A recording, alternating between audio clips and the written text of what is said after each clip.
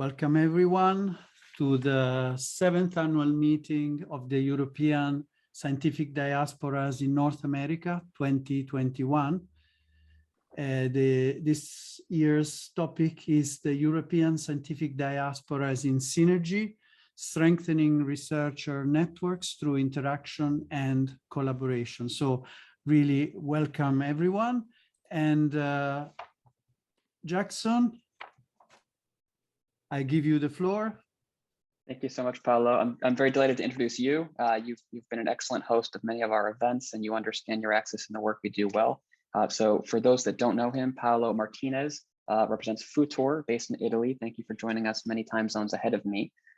You are a certified professional facilitator, CPF, by the International Association of Facilitators, and an IAF Platinum Facilitation Impact Award winner 2020. He has been a facilitating complex open innovation and societal innovation projects for more than 20 years in 30 countries and 4 continents, and we've been a very fortunate beneficiary of some of those. So thank you so much, Paolo. If you could introduce some housekeeping comments, and from there we'll get right on with the program. Absolutely, thank you so much, everyone. Absolutely. Jackson, thank you.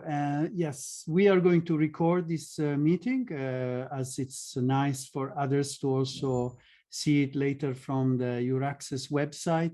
So we invite you to keep the camera on if you want to be in the video, or to shut it off if you don't want to appear. And we also take some pictures for documenting this. As you know, EURAXESS is part of a European initiative, so it's also important to know what is being done.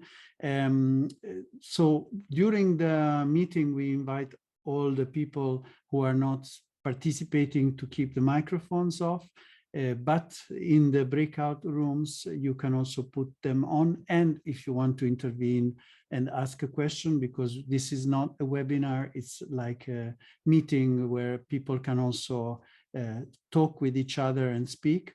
And we will use a timer because the event is 90 minutes, so we will keep quite a fast pace. So sometimes I will intervene to just keep the flow of the questions and of the meeting going. And we will soon introduce also our colleague Daria. So Jackson, you spoke about me, but let me also introduce you. Our main host today is Jackson Howard.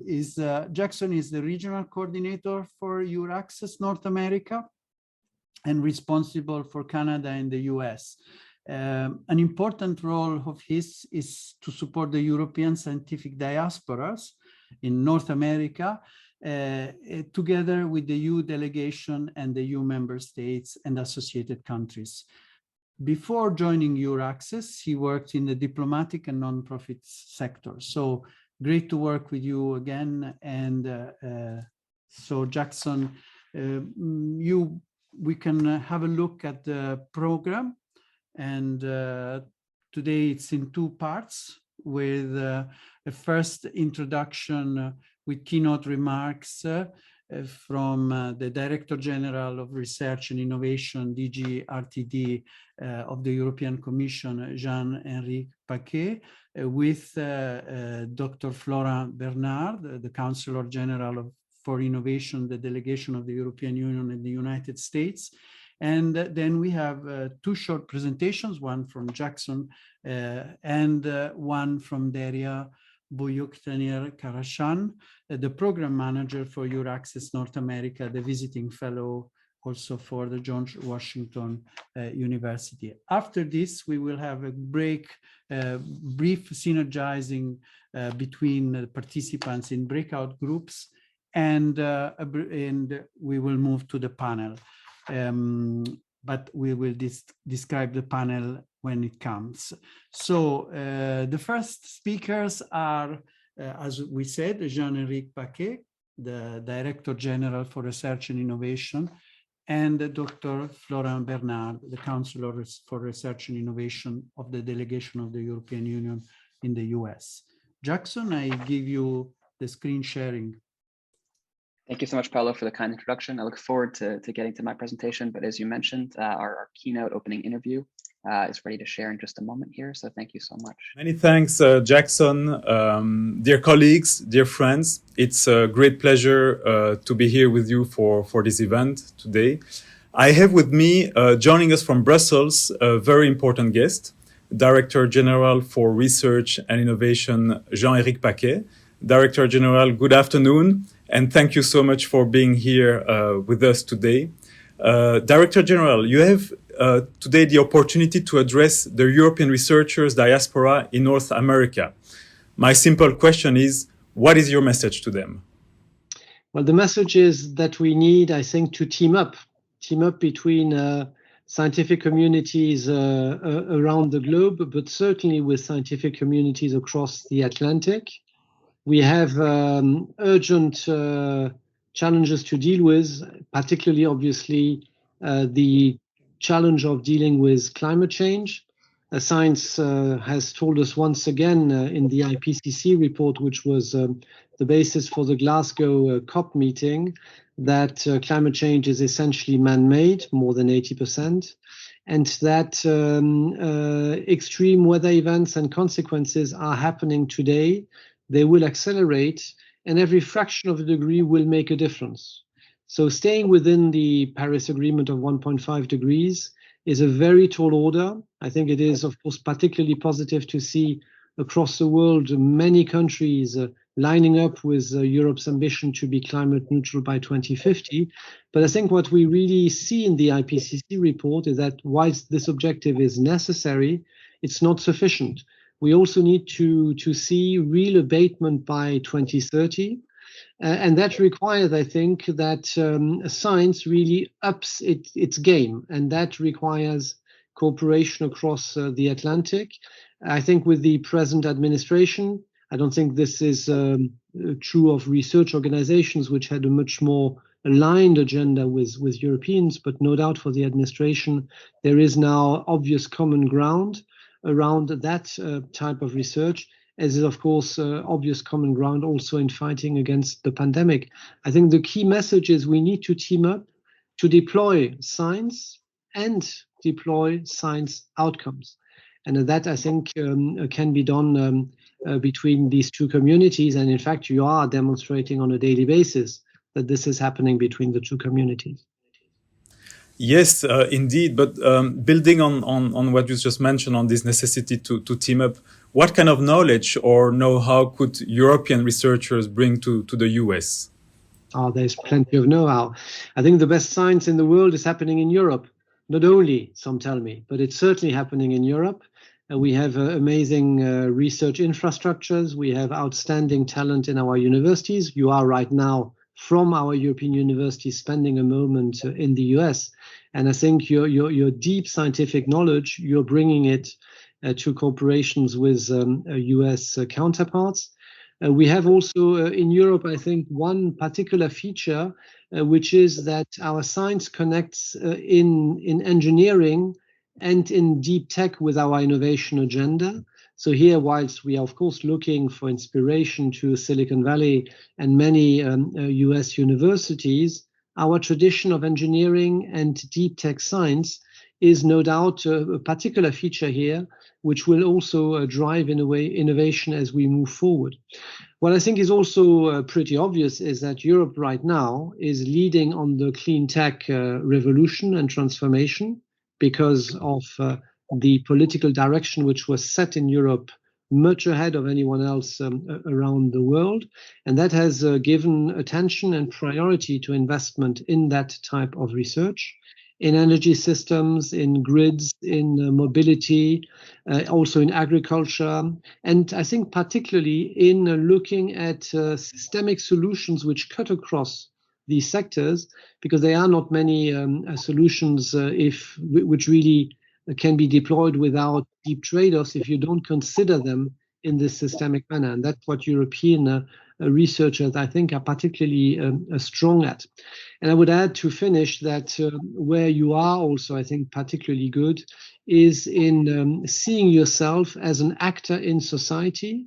And with that comes another feature of European research, which is that we are deploying it with and for citizens and society, and we are experimenting quite a bit in society. We'll come back to it, I think, Florent now. But I think the fact that our research produces key tech solutions is highly relevant against the challenges which I alluded to earlier on.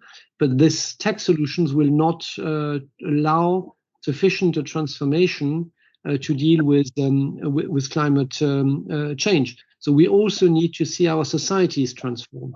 And this is where I think that researchers, scientists need to be embedded in their communities to drive that change also. Yes, indeed. That's an important feature I wanted to highlight. So what according to you, is the bigger responsibility in society for researchers? Do you think they bear a bigger responsibility than before? I mean, we have this image of scientists working in their labs, but is it necessary for them to go out and reach out to the wide public, for example? So what do you think about that? Well, you are doing it. I'm sure many of you are doing it also during your stay in the US, and were doing it when you were in Europe, and will do it when you come back. I think this is particularly important today. I think probably at least with three examples. The first one is the pandemic, where science drove public policy and pandemic management related solutions, particularly in the first phase, and with, I think, quite strong consensus in society, which was expecting science-based solutions to be brought forward, based in hard evidence from science. In the second phase, I think we saw a bit more controversy. So I think the lessons to be learned here are not completely straightforward, but I think it is important that scientists bring the scientific method. There's no absolute scientific truth, but there's a scientific method. And I think this is, what all of us, we need to keep on repeating and explaining, so that choices of society, policy choices, other choices are made on the basis of evidence and of a critical process where we look at that evidence. So that's probably the first dimension. The second one is, I think, that you need to open up much more to the dialogue with citizens, that they can help you make relevant science choices. I mean, let me explain why I think that this is really the way forward. In Europe, in contrast, I think, to an extent here with the US, in Europe, you have many parts of European societies which are quite anxious with technological development and science advances. I mean, AI is one obvious example. GMOs, or plant gene editing, a different technology, is another example. And many of these needed technologies face resistance in society. And I think it is just too easy to say that this is good for society and the society shouldn't resist. I think it will be rather, it's also not just about explaining the benefits of those technologies. I think what will change and tip it in the longer term, this is not a quick fix, would be that science choices are made in discussion with citizens. Let me give you an example in plant gene editing. If the technologies which you deploy and the solutions which emerge in your labs are not just driven by your own choices or by the choices of industry, sometimes to better sell a pesticide or a fertilizer, but if they were driven also by a discussion with society, where as an outcome you develop a hydric stress resistant plant, essential for climate adaptation, or wheat or rice which can produce its own nitrogen, inspired by other type of plants, it's a completely different discussion. So I think that's the type of engagement which I think will be really important. And last, I think there is also an extremely important place-based dimension in research. And as scientists, in particular in your research organizations, maybe even more when you are doing research in a university, which is usually a highly visible key player in a local environment, you have, I think, a role, and I would argue a responsibility to drive better policies, better debates with societies to advance these agendas. Yes, indeed, this is really a heavy responsibility that you're presenting here. It's extremely important. Director General, do you have any final words to our European researchers listening to us, because our time is coming to an end, unfortunately? Any final words from your side? Well, probably two. Huh? The first is, I mean, enjoy your stay in the US. Huh? Make the most of it. I think I would love to be in your place, working through a new scientific environment and an ecosystem and culture. You will learn so much. So that's my first message. And my second message is, we are looking forward to welcome you back in Europe, and bring along your American partners. They are very welcome in Europe as well. Well, thank you very much, Director General Jean-Eric Paquet, for these wise words. Dear colleagues, dear friends, I hope you listen carefully. And as our Director General just said, we are looking forward to see you back in Europe very soon. And this ends our interview, and I hand it over back to you, Jackson. Many thanks for your presence, Director General. See you soon. Bye-bye. Really thank this inspiring opening. Basically, we are being advised. The suggestion is, go in society as researchers. Get sometimes one can say, "Oh, you are in an ivory tower." This is the time to address global societal challenges in a creative way by being as close as possible to citizens, to engage them in the process of discussion and decision about the choices. And at the same time, an interesting remark from Dr. Paquet is there is no scientific truth, but a scientific method, and that evidence and information should guide all our policymaker choices. So starting from that, I now pass the baton to Jackson, and Jackson will briefly introduce the overview of the scope and activities of EURAXESS North America. EURAXESS subtitle is Researchers in Motion. So I could add an E to that, Researchers in Emotions. So back to you, Jackson. Thank you so much, Paulo. I just want to mirror your comments and echo what you said. I'm going to share right now in the chat, and for those watching a recording, I'll make a post-event document available with a bunch of shared resources. But also, I want to give a belated welcome to Dr. Florent Bernard, the new EU Science Counselor to the US in Washington, DC, who arrived a few months ago at this point and shared some remarks with us at EURAXESS North America. So I think he brings a very unique transatlantic perspective. So I'd encourage you to just open that interview and check it after the meeting. So thank you for that keynote interview, Paulo. Thank you for this transition.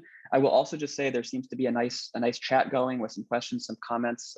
I hope that people will stay after the main presentations are over, after the panel discussion, which will be very exciting, is over. And then from there, we'll sort of have an optional post-event networking where people can chat in small groups. And from there, we can continue to have the sort of virtual chat with people who want to have their webcams on and their microphones on, and then also the written chat, and we can have a dynamic dialogue there. So with that, I will be sharing my screen with the presentation. I just want to give some general remarks. I think many of you are not new to EURAXESS. You are established researchers, or researchers who are at least are aware of us since we're hosting the event. So I want to thank you for your interest in this annual meeting. Some of you may not know us. We are the North America hub of EURAXESS worldwide. As Paulo mentioned, the entire project, including Europe, is called EURAXESS Researchers in Motion. And the EURAXESS initiative is a European Commission project to promote Europe as a research destination. We are in the first year of Horizon Europe, so the EU's €95.5 billion framework program for research and innovation. And I think one thing that makes the EU quite interesting is that they finance this on a 7-year basis. So in the previous framework program of 7 years, which ended in 2020, at the end of 2020, I was very curious about what would happen with COVID and would the financing for all of this research and innovation be disrupted. But because this is all set with political agreements made on a 7-year basis, I was very happy to see things smooth. And I'm very happy to mark the end of the first year of Horizon Europe and 6 more successful years to come. So with that record-breaking €95.5 billion framework program, This is for EU member states and associated countries that are not EU member countries, but instead pay into the budget and then receive benefits as if they were. So together they make up ERA, that's the European Research Area, a single borderless market for research. So regardless of your nationality, I hope you would consider Europe as a future research destination for yourself. So we at EURAXESS North America serve as the information broker and the point of contact in the United States and in Canada to researchers, again, of all nationalities, but also in all research fields and in all stages of your research career. So I would say, please be in touch with us through our email flash notes. We send emails twice a month. On social media, we're active on all the major social media channels.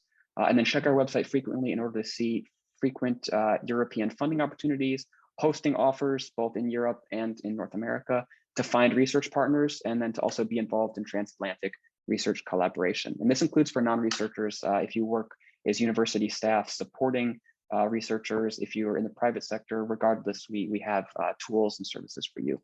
So we highlight these funding opportunities from the European Commission on our EURAXESS jobs portal. We call that sort of our bread and butter. It's the most visited part of our websites. It's updated live and daily, as well as from national funding agencies throughout Europe and individual universities and research centers. So we really can be a one-stop shop for all of your research funding search needs. So connect with us to learn about the popular ERC grants, that's the European Research Council, and the MSCA fellowships, that's Marie Skłodowska-Curie Actions. And you'll hear from a representative of the Marie Curie Alumni Association later today as well. And this is whether you want to go from North America to Europe or vice versa, since there's programs that help you go in either direction. And if you're based elsewhere in the world, these same principles will apply to you too, and your local EURAXESS hub can provide that information to you.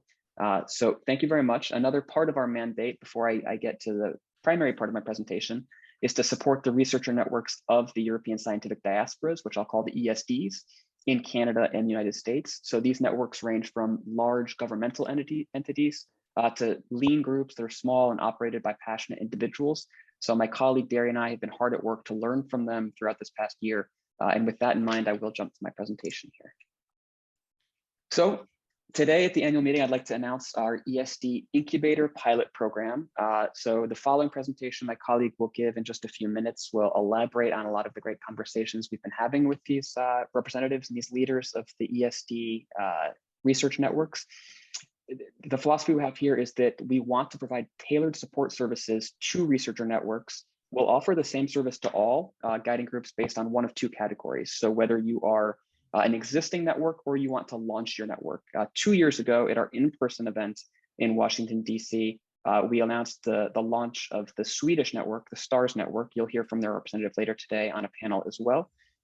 We want to continue this sort of consultation, collaboration that we've done historically in the past with this pilot program under a formal incubator heading. If you are a new network, for example, interested parties can reach out to us, apply or express your interest because your national group, for example, may not have a network. You may be an embassy that wants to support its diaspora, but again, there's no official or unofficial group. You might be a university program that studies a region or a country, and in turn can use us to either help you create a network or we can create a network with your support in either direction. So we'll do this through offering shared resources. Some really quick examples are social media support. So if you're a new network, you might not have, you obviously wouldn't have any social media channels because you haven't yet launched. So we can work with you behind the scenes to synchronize this, provide consulting advice, and help you launch so that by the time you make a public launch or what I would call a hard launch, maybe behind the scenes, we've already done a soft launch with you, helping you get messages so that you can launch and not have an empty track history, but rather a lot of previous messages you've sent and a wide range of information people can see the day you go public. Mentoring sessions with other ESD groups. So a lot of the established groups in previous meetings to us expressed their willingness to help other networks because they also grew that way. So I think this would be a really unique opportunity. We will support you by advising you on these social media channels, connecting you with those relevant counterparts from other ESDs, depending on your needs and then their own strengths. For the existing networks, we will help you amplify your impact with, again, the same idea of networking sessions with other ESDs. I have a real life example, which is the network of French PhDs called DEFI USA, independently on their own consulted with the network of Spanish scientists in the United States called ACUSA to learn about applying for 501c3 nonprofit status with the IRS. This is something that can be quite difficult to do alone. So understanding that experience that your other partners had and have gone through can be very useful because you're basically in the same scenario, just representing a different group. So we want to identify those needs, those pain points, and help pair up the groups that would need that. So as part of this pilot program, I just quickly describe the two different topics of if you're a new group or an existing group, but many of the tools that we'll offer are going to be the same regardless. So whether you're new or existing, these would be things like helping you try out Slack channels, going live on LinkedIn. Oftentimes people might not want to commit to going live on LinkedIn on their own channel, or other social media platforms. Therefore, you could do it with us. You might have noticed that Twitter launched the Spaces feature for live audio conversations. In this case, we would help you experiment with those, gauge the success, and see if you want to continue that. We would offer our Zoom account to help you host events. So if you do not have a paid Zoom license, we'd be happy to host on your behalf. We've done this in the past without, not part of any official program, but just naturally, it's been very successful. In a similar guise, a Basecamp license can cost over $1,000 a year plus tax. I know that can be quite lofty if you're a new group just wanting to get off the ground. It's a great tool for organizing. We use it to coordinate this annual meeting and other activities we do. However, under our heading, you could have your own project that we would not be involved with, but we would simply be allowing you to use that space for yourself. Testing out new platforms, as I mentioned. Really unique ideas, we're open to hearing more, but for example, purchasing a domain in and of itself is not a huge expense, but if your network doesn't exist yet, you may not want to invest that money and that time in doing so. We can bring our know-how and expertise to you to help you do that. And then simply promotion. So you want to, if you launch, you want to make sure that you are seen by a wide audience, not just of your own fellow diaspora, but other researchers of all nationalities. So we would be promoting you via our social media channels, on our website, and through those bi-monthly flash notes. So in terms of next steps, we're offering all of these for free, as our services are, based on the idea that the groups will agree and see value in having quarterly calls with us on a bilateral basis, so that both sides can disseminate funding opportunities, news, events, etc. So you can register to express interest. I'll be dropping a URL in the chat in just a moment, putting it on the website for those watching the recording, and sending a follow-up email to all registrants and attendees tomorrow, where you can see the recording and express your interest there as well. So we already do this with all the existing groups. It hasn't been under a formal heading. So this way we're able to solidify and put into practice a lot of what we do on an ad hoc basis. So we're structuring under a program that will allow us to make this a recurring activity by design, and then ensure we continue to gain input from new networks, understand your needs as you grow from scratch, and then get in closer touch with those existing networks to strengthen our relationship. So I will be sharing that link in just a moment. Please do keep in touch. I'm really excited to introduce my colleague in just a moment. I would encourage anyone interested, whether you represent the European Scientific Diaspora group or you're an ESD member, to join our quarterly networking session that will be on February 10th. Thursday, February 10th, I will be sharing a URL to that as well. So thank you very much. I'm now happy to introduce my colleague, Dr. Daria Karajan. She is the project manager for EURAXESS North America. She received her PhD in economics and international relations. After her PhD, she continued her studies in the Department of Government at Georgetown University. She taught courses as an assistant professor. Besides her academic credentials, she also has 13 years of experience on different national and international projects supported by the European Commission and the World Bank. Currently, Daria is a visiting fellow at the Elliott School of International Affairs in George Washington University, with a research focus on science diplomacy and global competition for talent. So Daria, thank you so much. Thank you, Jackson. Thank you, Paolo, for this nice introduction. And I want to say hi to everyone. And yes, I would like to welcome you all. My name is Daria Karajan, and I'm working as a project manager at EURAXESS North America, but I have another hat. I'm also a researcher, and besides these, I am also part of a scientific diaspora, as I'm originally from Turkey, and they have been conducting my research in the US as a visiting scholar for 3 years. So it has been a great pleasure for me to initiate new projects for all of us. So today I have a lot to cover with you. So firstly, I would like to take a moment to explain our 5-stage call for actions before I share the insights from our focus groups that we initiated and conducted with diaspora leaders and embassy representatives.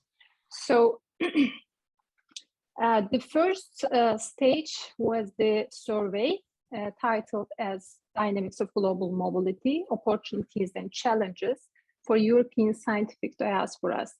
And secondly, we have the first strategy session.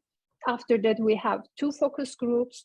And then now today we are here for the 5th action of our 7th annual meeting for European Scientific Diasporas in North America. So let me go a bit in detail what we have done.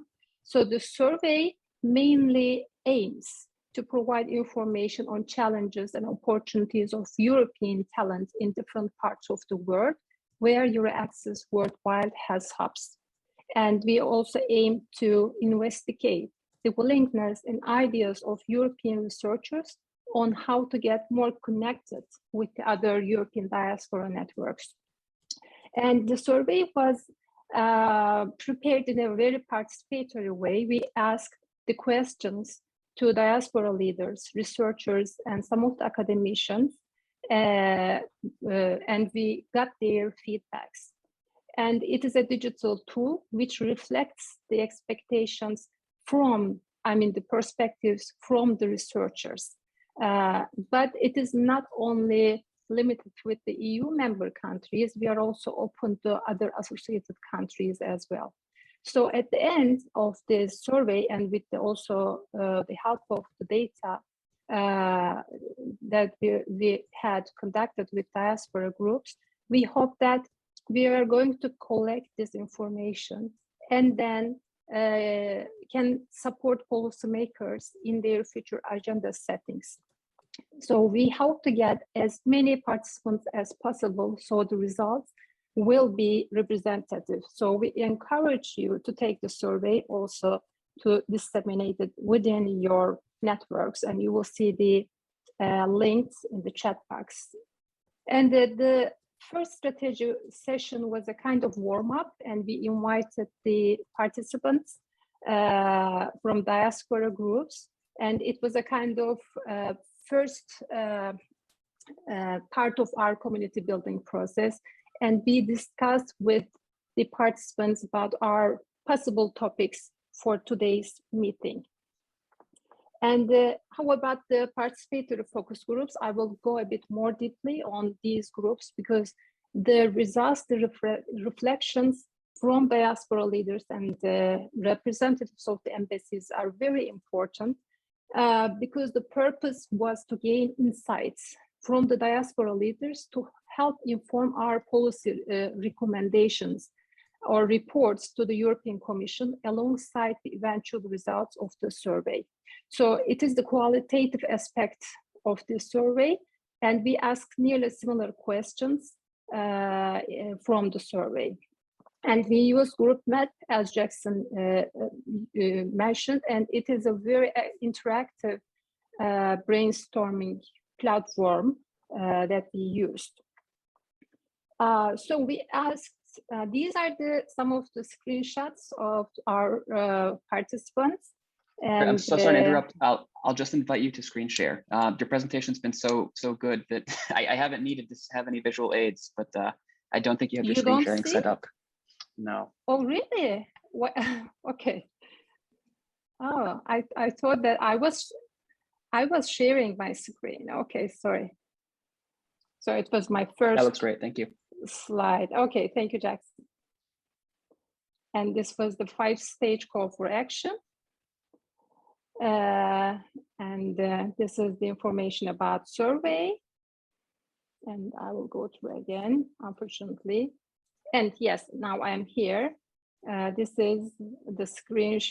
This is our participants for the first strategy session. And our focus groups. These are our participants. And these are the participating organizations. I want to thank all of them because the participants.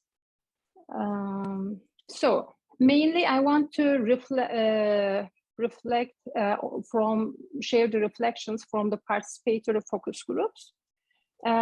So we asked mainly 7 questions, and now it's difficult to share with you the whole, results, but I will just mention some of the very important parts. So the first question was, what are your members' main challenges and needs while they are working or living in the US and Canada? And as researchers, you mentioned that you have challenges like about green card, visa, cultural differences, recognition of your professional experiences, lack of guidance. And also you said that you need networking, more funding, information and guidance, mentoring, and to get more involved with other diaspora networks and clear career path information. And I think the other one of the most important things that you expressed was that you want to team up, as also General Directorate mentioned, because you want to connect with the groups to make more interdisciplinary and bigger projects, to have more also have common projects. And the second question was about what are the contributions or the benefits of engaging with the diaspora groups. And you expressed that it's important, beneficial because of networking, peer support, sharing the resources, access to support systems, and learn from others, and many more. And you also said that you want more mentorship and networking again. And the last 3 questions were mainly on your expectations from the policymakers. So the first question was about EU and how the EU can further facilitate the European scientific diasporas to get more involved. And as researchers, you said that you need better advertisement of job opportunities, organize new events, subscription, or help to funding for subscription to online platforms, organize support workshops. But what was mainly expressed was that the EU need to support an establishment of an European body or institution to connect or oversee the European diasporas around the world. So the other expectation is from your home country. And among of your many messages, you said that you want a better and closer collaboration with embassies and consulates. For example, you want your home country to extend the permanence of your science attaché, or to make you more involved with the community, and you can organize more events with the embassies.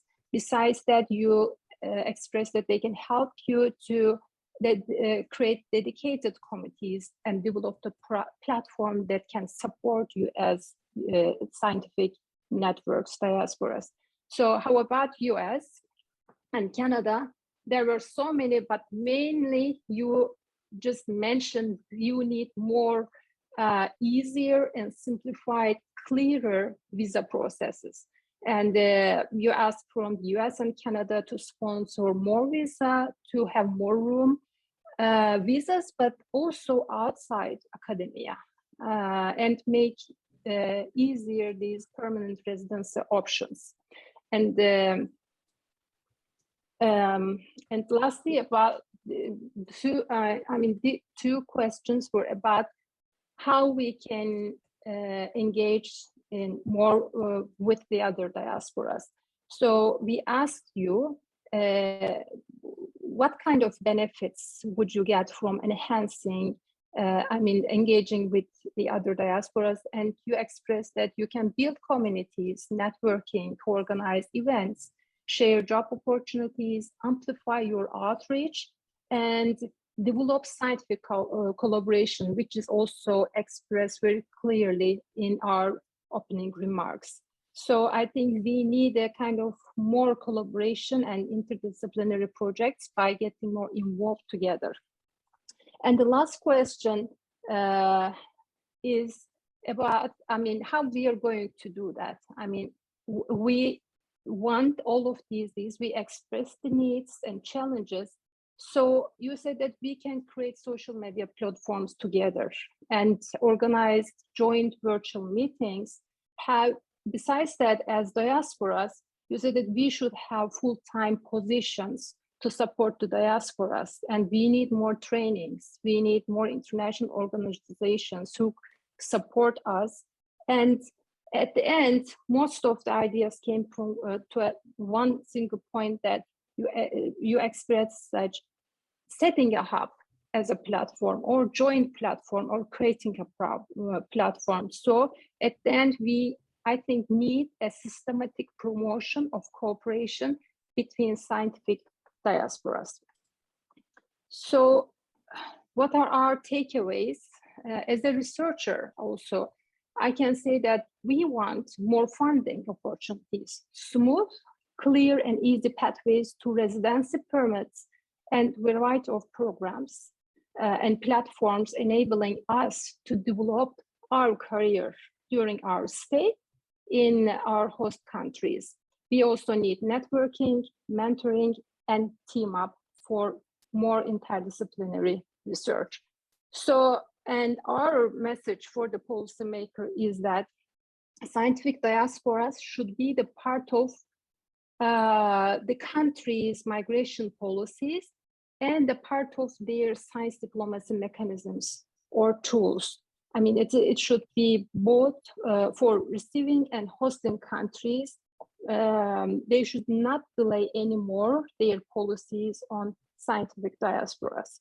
And as EURAXESS North America, we know that we cannot propose one recipe, but we really try to initiate new things for the new year. And as EURAXESS North America, we want to create a snowball effect by connecting peers, help creation common platforms, and strengthen diaspora networks. So before I finish my presentation, I just want to share something with you, which we also initiated this year. This is the self-representation biographies. I think it's really interesting and exciting because we shared with our participants these two templates. One of them is about themselves as the diaspora leaders or representative, and the other one is about their network or group. So they provided information about themselves and about their group. So you also see how much info you get from these slides. So we will make a kind of pool, and if you connect us and then add yours, the others also can share all of these information, and then we can start this connecting very smoothly. And as you said, this one of the examples from STARS from Sweden. This is dear Sophia, and these are the other diasporas, like from Spain, from Turkey, and also we will include some of the embassies as well. So this is Pauline. So I want to thank you all. I think I have covered everything on my list, and it has been a pleasure being with you all today. And I would very warmly say thank you to all our participants who joined our strategy sessions, and you all attended today's annual meeting. I would like to encourage you to join the survey, and we are looking forward to meeting you in our first meeting in February. I hope you all enjoy the rest of our annual meeting. Thank you. Thank you, Daria, for this very broad presentation describing how to co-design the services that EURAXESS is providing to the European Scientific Diaspora. It reminded me of a song of Bob Dylan that the title was "Gotta Serve Somebody," and I just read the first 4 words. You may be an ambassador to England or France. You may like to gamble. You might like to dance. You may be the heavyweight champion of the world. but you've got to have to serve somebody. Yes, indeed. So if this whole work we have done together, and we really are grateful to all the participants, the researchers and the leaders of the diaspora, is end the survey.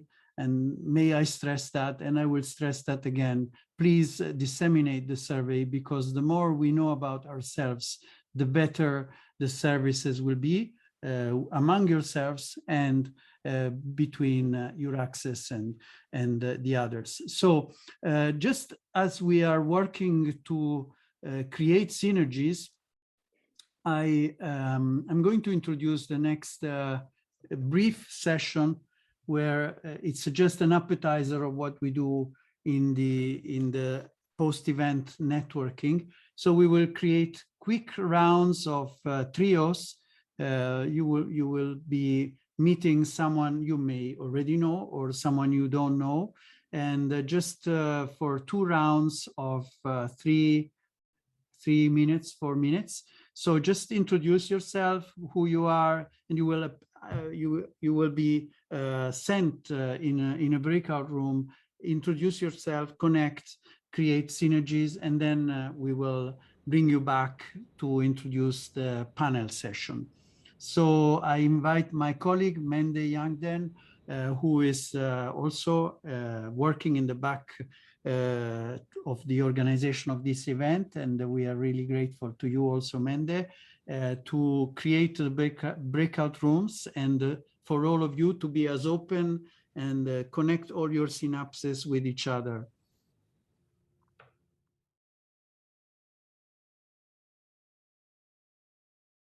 This was quick, but it's always nice to see new faces, to meet new horizons and new people. Any quick feedback from some of the participants? Did you discover something inspiring, interesting, nice from the other people in one of your rooms? Definitely, although I think the rooms could maybe go on for perhaps a couple of minutes longer, if that's possible. We'll do that longer in the after session, because there is so much to cover in 90 minutes. But it's and we will do more next year in February. We will have longer similar sessions. So thank you, everyone. Paolo, every time we come back, we are losing the chat. The chat disappears. Yes. Okay. So you want us to send again the messages, like how to? Well, it would be useful to have the first lecture chat if possible. Absolutely. We will send again the links if that's possible. The links, at least. I don't know if we can reopen the same chat, but at least I'll be able to. I'll be happy to follow up and provide all the links at the end. So now we introduce the next session, and we have the pleasure of having 5 panelists in our session, and they are Sergio Crespo Garcia, the Canada East coordinator of the Marie Curie Alumni Association for North America chapter of the Marie Curie Association. Then we have Johannes Eigner, the executive director of the Office of Science and Technology Austria, or OSTA, so from the embassy. We have Theodore Stan, the president of the Immigration Research Forum, IRF, of Romania and Southeast Europe. Anna Oberle-Brill, the program director of the German Academic International Network, GAIN, and Sophia Cedergren-Boker, the president of the STARS network, representing the diaspora of Sweden. And of course, I am together with Jackson and Daria in chairing this session. And as the time is always king, we will have it like a pentathlon exercise where the 5 panelists will be invited to reflect quickly and give a feedback on some key questions that will be addressed to them. So we have, as you heard, representatives from the diasporas and one representative from the embassy. So I start with quick round questions where I invite people to just give a reply in about a minute.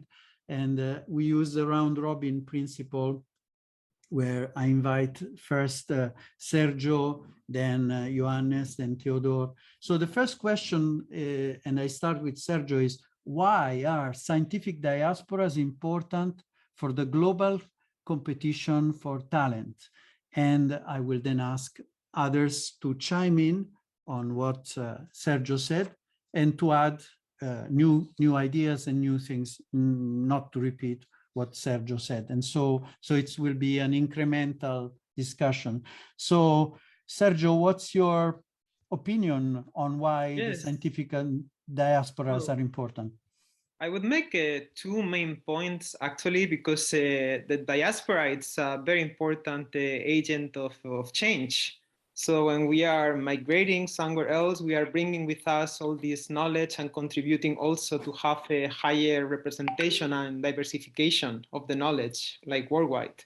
But also secondly, and more from an academic perspective, it's a very efficient way to prevent university endogamy that often incurs into problems developing more novel ideas in research and others.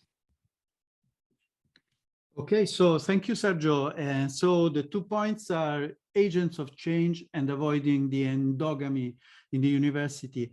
And Johannes, how do you build on Sergio's concept relating to the same question? Yeah, why the diasporas are important for the global competition for talent? First of all, greetings from the Austrian embassy here.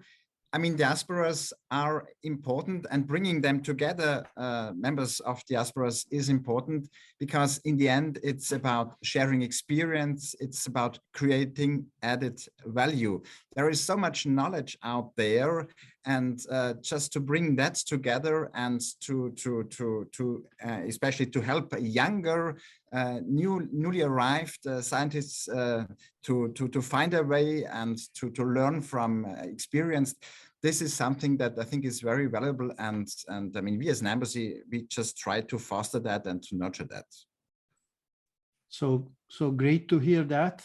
Basically, the concept of sharing the experiences and connecting all this flying knowledge that the principle of diaspora is like the seeds that are being dispersed. So the concept of dispersing, but also harvesting this the fruits from all these seeds. Thank you for your comment. Theodore, how do you build on what you heard from Sergio and Johannes relating to why the diasporas are important for the global competition for talent?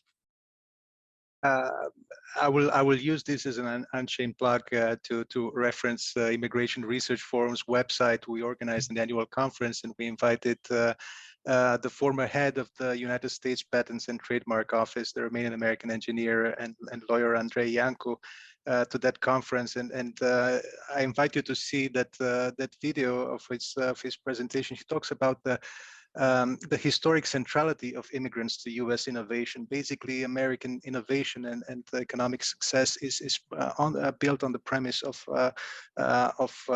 immigrants contributing to a U.S. economy, and they are still the predominant representation group among Silicon Valley companies. And I believe that the role of the diaspora and of the transatlantic scientific collaboration is central to transatlantic ties in general. And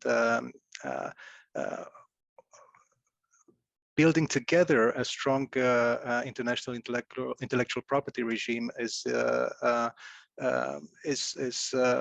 only to the benefit of both European countries and the United States. And I'd like to add also that I think scientific diasporas are basically self-selected communities of people in competition with themselves.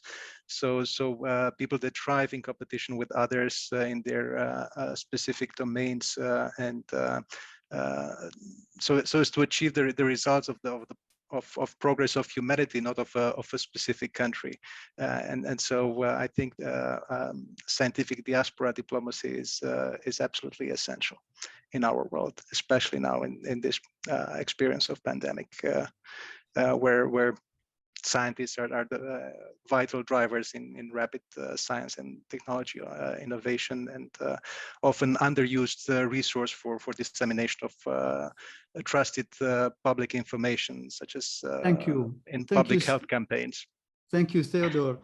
So you are bringing in the centrality of the immigrants because they are bringing, well, this is how the US and the North America and also other countries have been harvesting all this knowledge. And also you are highlighting the importance that competition can also be for the greater good, because it's creating new ideas, new knowledge, new IPR, and so on. Thank you. And Anna from the German Academic International Network, again, how do you build on what you heard relating to being the agent of change, avoiding endogamy, sharing the experience and creating and harvesting, and how do you connect to all you heard in the previous presentations? Yeah, I think what I would just add, which maybe was already mentioned in or referenced a couple of times, is that it's basically, you know, you see that people who have gone abroad and who take their research to a foreign country and not only are obviously very, and oftentimes really went through an extra effort securing funding, that they really have shown that they can go above and beyond and not only function in their home country with the challenges of their own research, but to do that internationally. And as we all know, with the challenges that were mentioned in the opening statement, these are not solved by one country alone. So having a pool of researchers that have already proven that they can function and that they operate internationally is very beneficial. And then kind of taking your question, reinterpreting your question a little bit to not just why are scientific diasporas important, but why are those groups important, is simply because they are, avenues to share information. And to actually to connect with these, that you don't, where you can find a whole bunch of people that have these skills that they acquired, not only in their research fields, but in the area of really intercultural competencies. So you're bringing the idea that it's not as easy to be a researcher abroad. So you have to really be enterprising, take the initiative. You somehow need to make an extra effort, and this also is an important reason why the diaspora, the diasporas are important. Thank you for your extra contribution. And Sophia, you are the last one of this first question. How do you connect the dots between the different points? And I also invite Jackson and Daria to comment if you want on this first question. Sophia. Yeah, I think my colleagues have put it quite eloquently, so I don't know how much there is for me to add. I think the main point is that these researchers who are moving abroad are so talented, and practical issues shouldn't be a hinder in doing that move. So I think that scientific diasporas can really be there to help them manage those practical aspects. And as Anna mentioned, share information about the experiences of other people who have done this same move to a new country.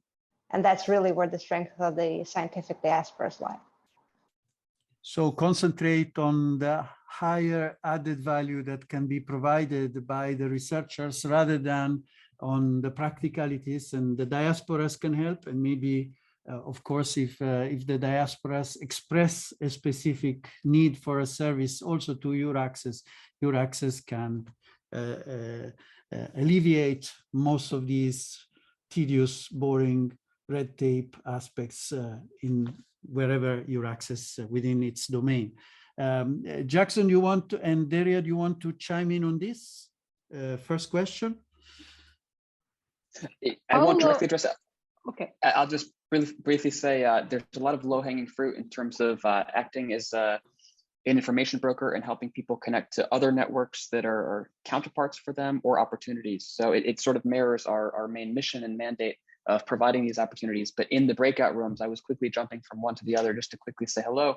And I realized that a lot of people belonging to a certain diaspora group might not necessarily be aware of all of their potential affiliations that they could join. So hopefully we can serve in that capacity as well. But I'll turn to Daria too. Yes, I can say so many things about the value and importance of scientific diasporas. Because of this, we are here. But I think in this panel, because of the time limitations, I just want to hear more about our panelists. And perhaps at the end, I can share my ideas. Paula, thank you. Well, okay, thank you, Daria. And so the next question is mainly for the diaspora leaders, and we have 4 with us. It's a two-sided question. What has been the most inspiring aspect for you as a diaspora leader, and the most challenging one? So what's the most inspiring and the most challenging? I start again with Sergio. Thank you. I have the privilege to start always, so nobody's stepping on what I say.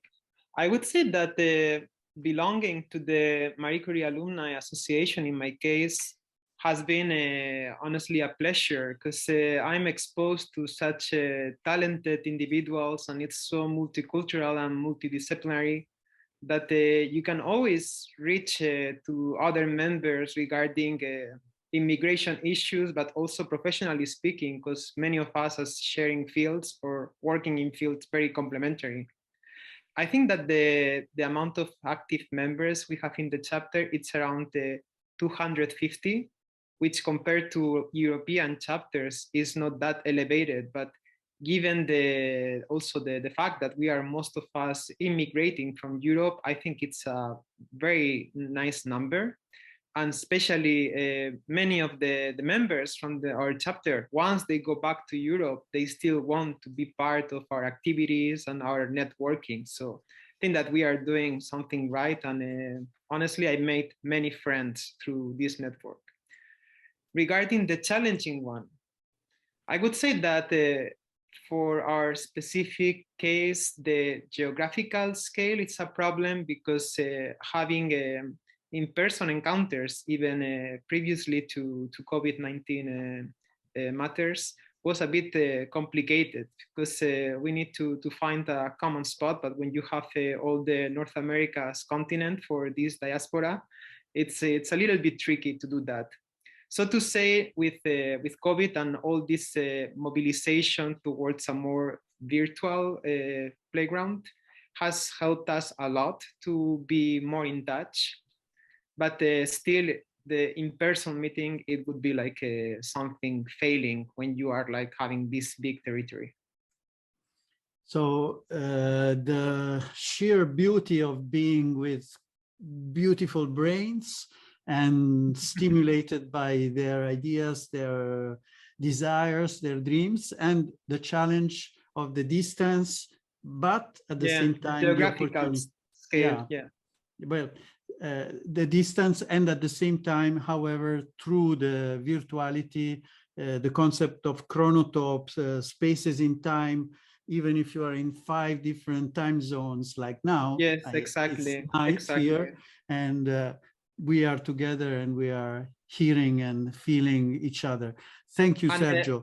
Anecdotically, I can say that for our meetings, we have a lot of issues, because we have people in Finland, people in Germany, people in Italy, people in Spain, and then we have also the 3 different time zones of America. So to find the gap in which everyone can make a spot, sometimes it's easier than finishing the game Tetris.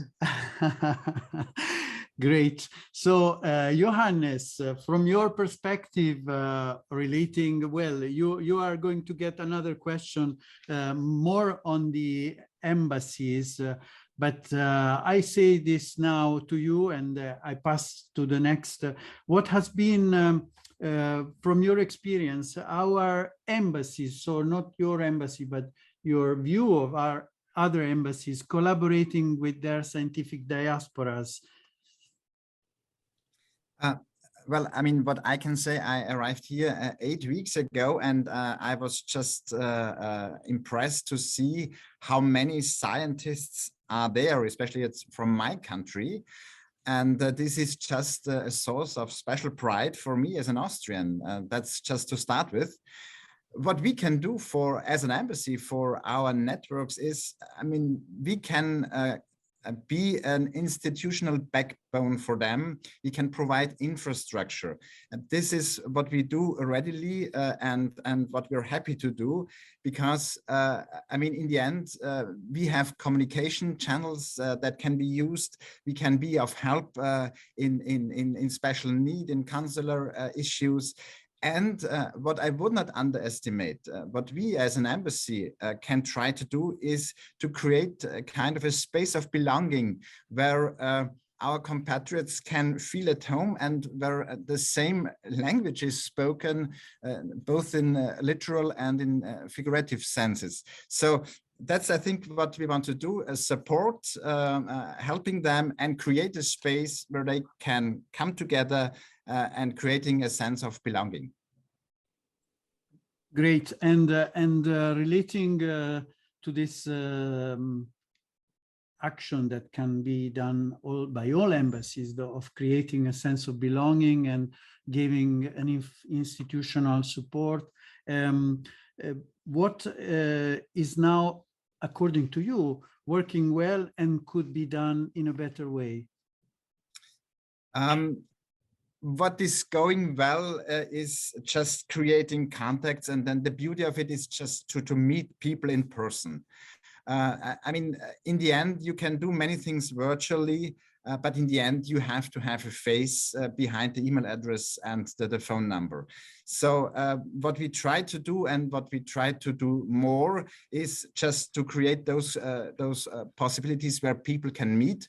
And this now brings me to the problem. I mean, COVID is something that really hurts us and makes our task a little bit difficult. I'm very much looking forward to the time when personal meetings become possible again and easier as is right now. Excellent. And so what is working well is the fact that you are having a lot of contacts, but you are hoping that there will be more possibility to actually meet face to face as something to address. Thank you. And now I go back to the next quick feedback from Theodore on what has been the most inspiring aspect and the most challenging one for you as a diaspora leader? I'm happy to hear this aspect of cultural belonging being brought to the forefront, because I think that that has been a core drive behind everything we do. And we have an annual conference that we organize where we bring professionals from 5 different fields, and we also have councils that we manage. That is very taxing. Personally, what has been most rewarding for me has been actually conducting a series of qualitative questionnaire type of interviews with these professionals that we're discovering in the diaspora, and publishing these profiles of our Romanian role models The focus of these interviews has been on how they define their cultural belonging, their values, their mentoring efforts, and particularly the cultivated resilience factors that help them become accomplished professionally and personally. And I'm baffled by the caliber and the breadth of individuals who have been who have done so much professionally within their adoptive country, and also assist their country of origin, and bring and mentor young scholars in their academic centers, the most challenging one. Oh, the most challenging one has been trying to establish institutional ties, long-term institutional ties with government and university entities in Romania. I think there is a level of how should I say, volatility with regards to governance and long-term vision or political volatility in the country, and that has had an impact in establishing long-term ties with research institutions there.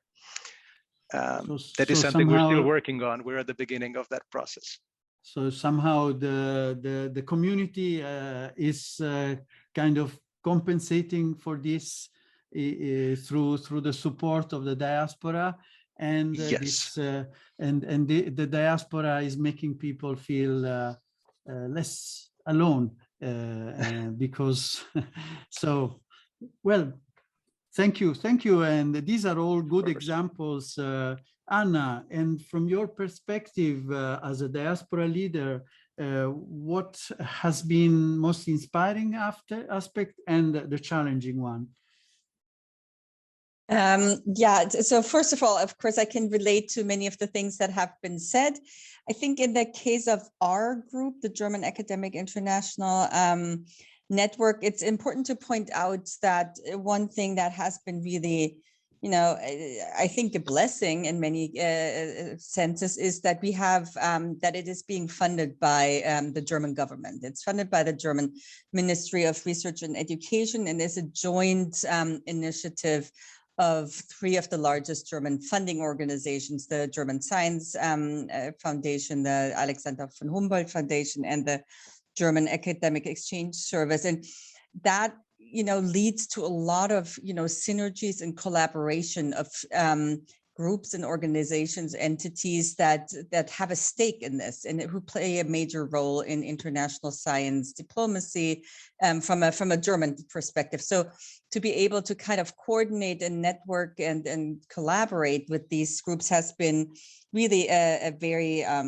positive and inspiring aspect. That's kind of more on the organizational, structural side of the GAIN network. The other aspect, which has been said before, I know I shouldn't mention it, is really that these diaspora groups, more than other group, things, bring together scientists from so many different disciplines. And I think that is really very, very inspiring, because at least that's also always the feedback that we receive, that when we have our annual meeting, they all learn a lot about, like how to find a way back to Germany, to Europe, if they're interested in the research landscape in Germany. But it is really finally meeting scientists that have so many common questions, but work in different disciplines that would otherwise maybe not interact. So that's been a very inspiring aspect. I think in terms of the challenges, it's again, the pandemic related challenges are, obviously there. Not being able to see people, to interact with them the way we did before is something. I think what's also been challenging is really seeing the challenges that our researchers have faced the past few months with, like travel restrictions. All of these certainly has a huge impact on, our community and the global science community that we have found to be very challenging. Thank you. So the idea of meeting and sharing common challenges, common problems, and feeling that you are doing this with others who are living your same experience. And as a challenge, like it was said above, the fact that by Johannes, the fact that of not meeting or not traveling has certainly created some pressure.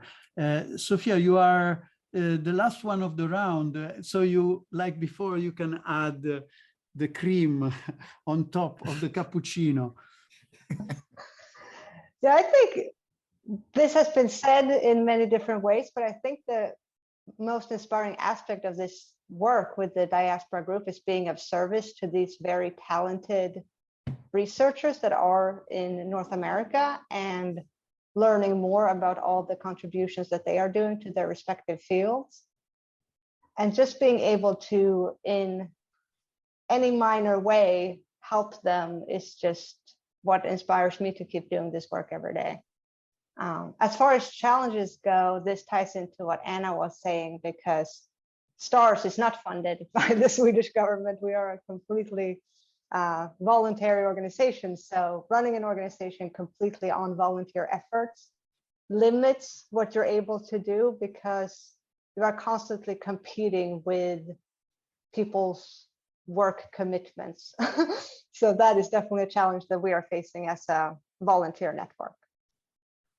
Thank you for this. And you mentioned something about being of service, and I would like to connect, because all of you have similar problems. Where can there be where can there be an area where these similar problems can be somehow sorted out in a synergetic way, as is the title for today's meeting?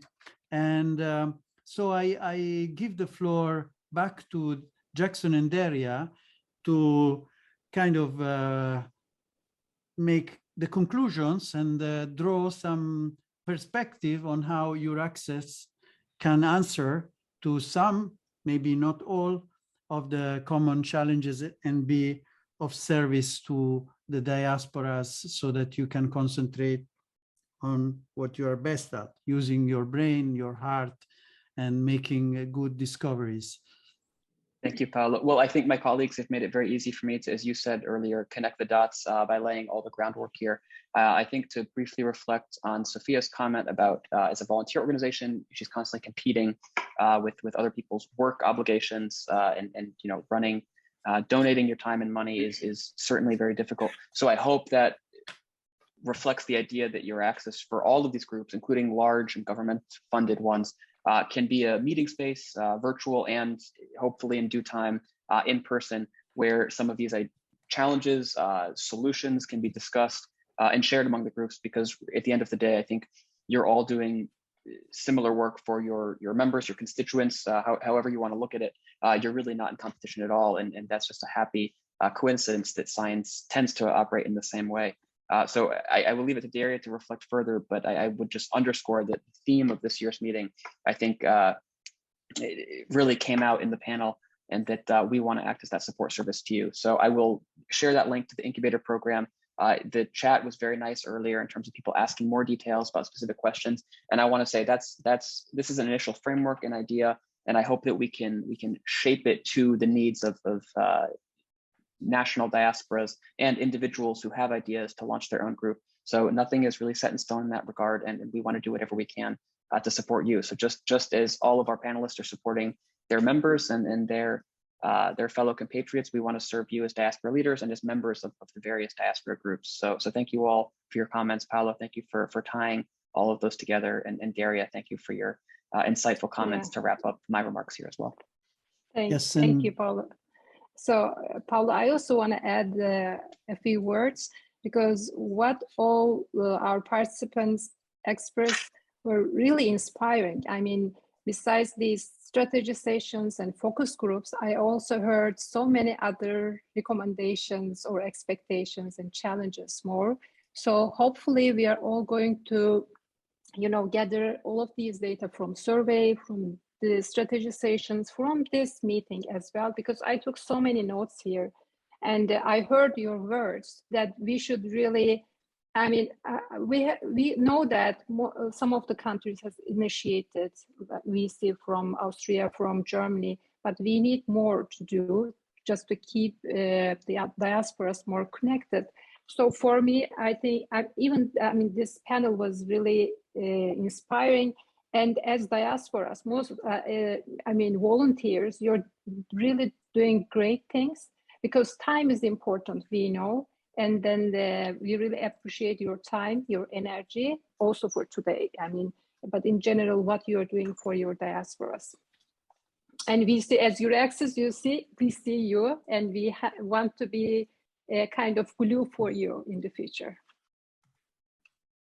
Yes, and I add, as a reminder, because Theodore also mentioned the fact of, and of course, we really thank the panelists for their time and for the precious ideas, but we all need to know more about ourselves. Maybe there can be a way to share some of this information also through the EURAXESS service and the idea of, Basecamp tools. Be in contact, connect to the EURAXESS office. Also, to present yourselves, we have created a network, diaspora network, short presentation, so that you can be in that short presentation. Daria showed it, and also connect to the. We created a kind of how can I call it, a short biography, bio presentation. I'm going to put it in the chat here. Yes, if you're a European researcher and want to connect, have a look. Many already put their profile, the ones that participated to the funding, to the focus groups that we had before. So just to see each other there, you can put your presentation and your photo and what is interesting for you, what you're looking for. And this is a meta community, not only of your own national diaspora, but also with other members from other diaspora groups. And did we share also the link you wanted about the incubator? Do you need to share this? I'll share that right now, Paolo. I'll be sharing the link to the incubator program, as well as the February 2022 networking event in just under 2 months from now, that will be open to diaspora leaders and members of the diaspora networks and any member of the public that wants to chat. And I'll also invite all of the panelists, if you haven't already, to share all of your URLs and social media handles. To an earlier attendee's comment, we will be following up by archiving all of the good posts and links in the chat. So basically, I'll make a PDF document available of all of the resources we've been mentioning, and you'll get an automated email or follow-up email from us tomorrow with a link to the recording and that document. So keep your eyes on the chat. And again, to all those watching this recording afterwards, you can just go to the main EURAXESS event page for this annual meeting and see the resources we're discussing there. And perhaps we can also remind, we would really appreciate if you take the survey for yourself, fill in the survey, and then disseminate it within your own networks, because the data that we are going to gather is very important. We plan to write a report to the European Commission, a kind of policy report, or in a kind of academic papers, that we can reach more people about your needs, expectations, whatever we get from you. They're all very valuable for us. So, Paolo? Yeah. Indeed. So we are closing the event, but there is a follow-up. So if you want to continue to synergize with the other diaspora researchers, we will now create more rounds of rapid breakout sessions, so you can strengthen the network and interact and collaborate with others. We will have 3 rounds of a little bit more time, because we give you more time now. And we remind you that there will be, through Jackson, you will also be informed of an event that we are going to organize in February. So the meeting officially now is closed, but we continue to keep the meeting open for those who want to network. So from now on, we put the breakout hat, and we thank really all those who cannot stay and want to keep connected. Use, if I can say it, use EURAXESS as much as possible. It's a service for everyone. Make it a system that works. Now, from my view, it's a bit like leopard dots. Many things are happening, but we forget to see the bigger picture. You are a leopard. There are lots of dots, but if you go one step back, the diaspora is really a strong community. So how can it work together? How can it connect? And EURAXESS can facilitate this process together with all of you. It cannot be done only by EURAXESS. It needs the help of everyone, of all the diaspora leaders. So whoever wants to stay, we do a little bit more mingling. And for those who have to go, we wish you good season greetings and a really happy new year. So Mende, my colleague who has been supporting in the background, Mende will open another session for 4 or 5 minutes with groups of 4.